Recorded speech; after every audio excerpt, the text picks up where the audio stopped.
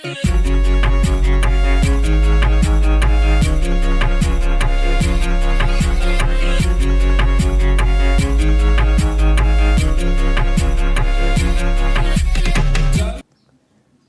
Part में हमने जाना कि मदीना वालों के दिमाग के कारण उन्होंने जो खाई खोदी थी मदीने के गिर्द आसपास, उसके कारण मक्का वाले ये जंग हार गए। वो मदीने में प्रवेश नहीं कर पाए। हालांकि एक दूसरा रास्ता जो बनु कुरैजा के किले से होकर मदीने में प्रवेश देता था, वो रास्ता मक्के वालों ने उपयोग में नहीं लिया, क्योंकि बनु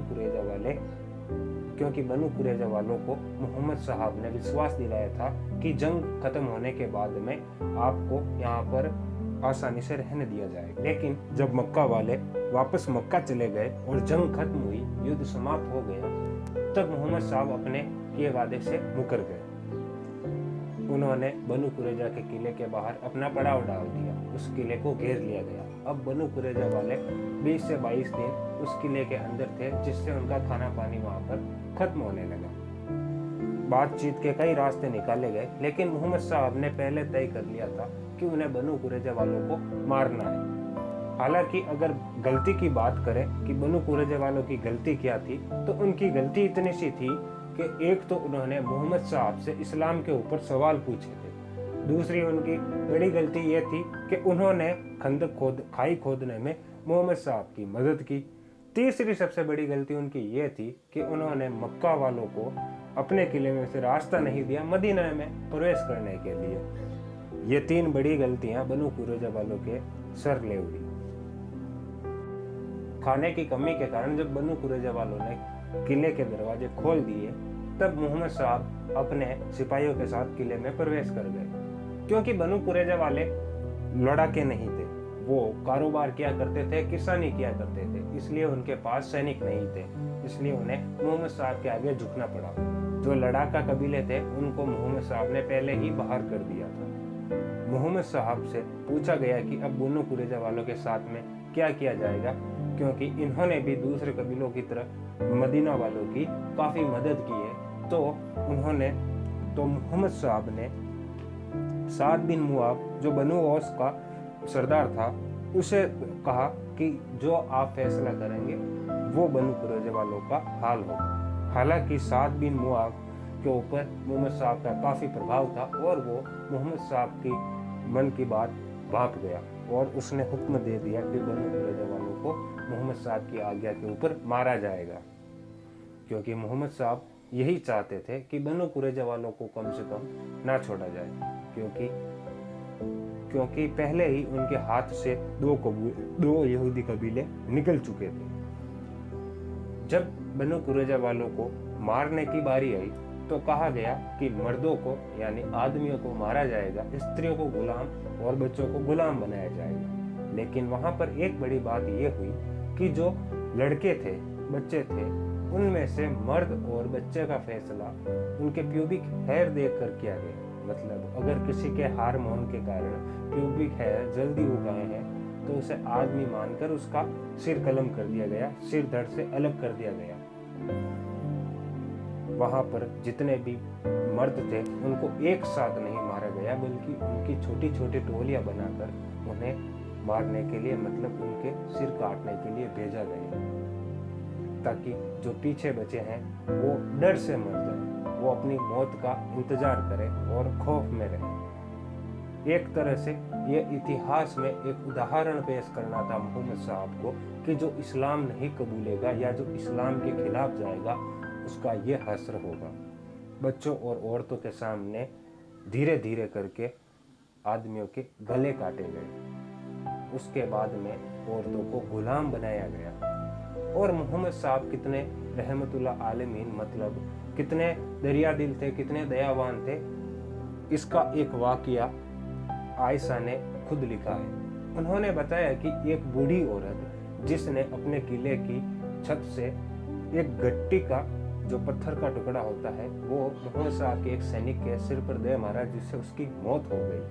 लेकिन जब आयशा उससे बात किए जा रही थी तब वो औरत हंस रही थी, और हंसना भी ऐसा था कि उसके पेट में बल पड़ रहे थे।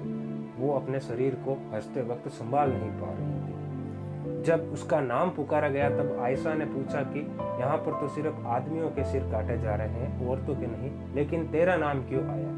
तब उस औरत ने हंसते हुए कहा कि मैंने वो किया है जो किसी मर्द ने नहीं किया। उस औरत को जब ले जाने लगे तब भी वो हंस रही थी, जिससे ये अंदाजा लगाया जा सकता है कि या तो वो औरत पागल थी या फिर वो सदमे में पागल हो गई थी, लेकिन फिर भी उसका सर कलम कर दिया गया, काट दिया गया। मर्दों के सिर काटने के बाद में, उनकी जान लेने के बाद में स्त्रियों का बंटवारा किया गया। कुछ स्त्रियों को गुलाम बना दिया गया, कुछ को बेचने के लिए छोड़ दिया गया। जिन बच्चों में लड़कियां शामिल थी उन लड़कियों को भी सेक्स लेव बना लिया गया। मोहम्मद साहब ने खुद के लिए बनु कुरैजा के सरदार की बेटी को चुना।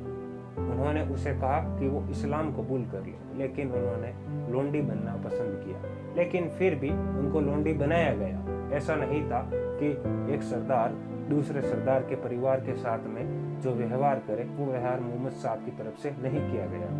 उन्होंने सभी स्त्रियों और बच्चों को गुलाम बनाया। हालांकि अगर मोहम्मद साहब चाहते तो बनु कुरैजा वालों को मदीना से बेदखल कर सकते थे, उन्हें वहां से बाहर निकालकर उनका माल लूट सकते थे, लेकिन उनको जीवित छोड़ सकते थे। लेकिन क्योंकि मोहम्मद साहब इतिहास में एक किस्सा दर्ज कराना चाहते थे, इसलिए उन्होंने उनके सिर कलम किए। बनु कुरैजा का जितना भी माल था वो लूट लिया गया। उसका जब बंटवारा हुआ तो सारे माल का 1/5 मोहम्मद साहब ने रखा और बाकी का बचा माल अपने सैनिकों में, अपने कबीले में बांट दिया। अक्सर कहा जाता है कि मोहम्मद साहब ने गुलामी की प्रथा बंद की थी, लेकिन जिस तरह से यहाँ पर औरतों को, बच्चों को गुलाम बनाया गया, उससे कुछ दूसरी ही तस्वीर दिखती है। ऐसा भी नहीं है कि मोहम्मद साहब ने अपने इतिहास में जो जंगें लड़ी और जो जंगें जीती तो सामने वालों को माफ नहीं किया। मक्का वालों को मोहम्मद साहब ने 3 बार जंग लड़ने के बावजूद मोहम्मद साहब ने माफ किया था। अबू सुफियान को तो उन्होंने अबू सुफियान के घर को तो उन्होंने शरण प्रार्थियों का मकान बताया। अबू सुफियान के मकान को तो जिनको शरण चाहिए थी उनका मकान तक बताया गया। मोहम्मद साहब के कबीले में से मोहम्मद साहब के खास आदमियों को जिन्होंने कत्ल किया उनको भी मोहम्मद साहब ने माफ किया, लेकिन क्योंकि वो मोहम्मद साहब के कबीले के थे और जो बनु कुरैजा के लोग थे वो एक तो यहूदी यानी काफिर थे, दूसरे उनका मोहम्मद साहब के साथ में कोई संबंध नहीं था, इसी कारण उनके सर काटे गए। अब इनसे 2 बातें निकल कर आती है। पहली बात तो ये कि जो वादा मोहम्मद साहब ने बनु कुरैजा के लोगों के साथ में किया था उन्होंने वो वादा नहीं निभाया। दूसरा, उन्होंने बच्चों और स्त्रियों को गुलाम बनाकर जो गुलामी की प्रथा थी उसको सुचारू रूप से चलाते रहे। आगे आने वाले भविष्य में भी मोहम्मद साहब ने कई जंगें जीती और वहां से लूटे माल के साथ साथ स्त्रियों और बच्चों को या तो उन्होंने गुलाम बनाया या फिर उन्हें गुलाम बनने के लिए बेच दिया।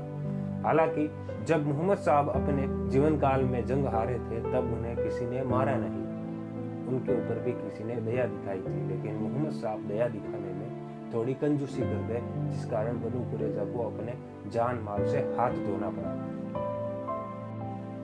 बनु कुरैजा के इस वाक्य के बाद में आप देख सकते हैं कि आज के हमारे जो इतिहासकार बताते हैं कि जो मुगलों ने हिंदुस्तान पर हमला किया उसके बाद में यहाँ के हिंदुओं और दूसरे शरणार्थियों तक को उन्होंने जबरदस्ती इस्लाम कबूल करवाया, तो इन बातों में दो राय नहीं हो सकती।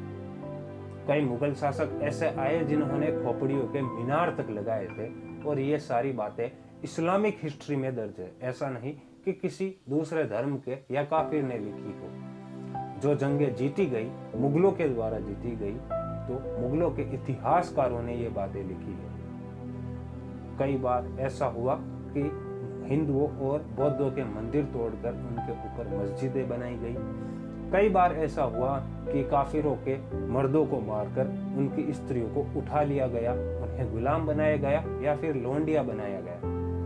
कई बार तो ऐसा भी हुआ कि हिंदू राजाओं को अपनी बेटियां बिहानी पड़ी, उनकी शादियां करनी पड़ी मुगल राजाओं के साथ में या मुगल शाही दरबार के लोगों के साथ में। कई वाकये ऐसे भी मिलते हैं जहां पर गांव के गांव इसलिए मार दिए गए क्योंकि वे काफिर थे। हमारे सिख गुरुओं के साथ में जो त्रासदियां इस्लाम ने की है वो इतिहास में आज भी दर्ज है। तो जब लोग ये कहते हैं, आज के वामपंथ के लोग ये कहते हैं कि मुगलों ने हमें ताजमहल दिया, मुगलों ने हमें बिरयानी दी, तो मुगलों ने आपको खोपड़ियों के मीनार भी दिए थे। मुगलों ने अक्सर सुनने में ये भी आता है कि अकबर इतना महान राजा था कि जब महाराणा प्रताप वीर गति को प्राप्त हो गए तब अकबर उनके लिए रोया था। लेकिन लोग ये नहीं बताते कि ये वही अकबर था जिसके कारण महाराणा प्रताप को अपनी मातृभूमि, अपना महल, अपना राज्य छोड़ना पड़ा था।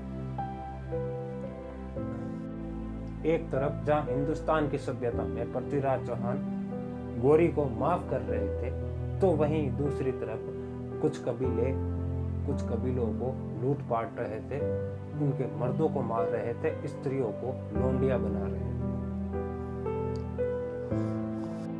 और वो ऐसा इसलिए कर रहे थे क्योंकि उन्हें इस्लाम फैलाना था। जितना इस्लाम लोगों ने मन से कबूल नहीं किया, उससे कई गुना ज्यादा इस्लाम तलवार के जोर पर फैला। तो अगली बार इस्लाम को शांति प्रिय धर्म मजहब कहने से पहले सोचिएगा जरूर।